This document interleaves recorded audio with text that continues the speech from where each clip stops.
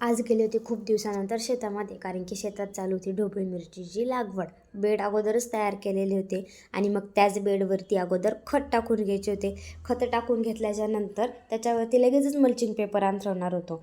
पण अगोदर खत टाकलं, मल्चिंग पेपर अंथरण्यातच पूर्ण दिवस गेला. व्हिडिओ तयार करणं काय झालंच नाही.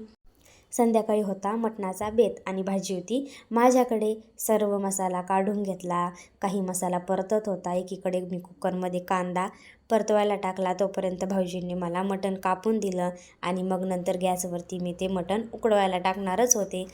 गॅस चालू केला, पण मग टाकलं त्याच्यामध्ये मटण. त्याला हळद आणि मीठ ऑलरेडी भाऊजीने मला लावूनच दिलेलं होतं. मग त्याच्यावरती घातली मी कोथिंबीर घालून झाली का मग त्याच्यावरती ठेवलं मी झाकण. भात तयारच होत होता. बाहेर अर्चनाताई चुलीवरती भाकरी करत होत्या.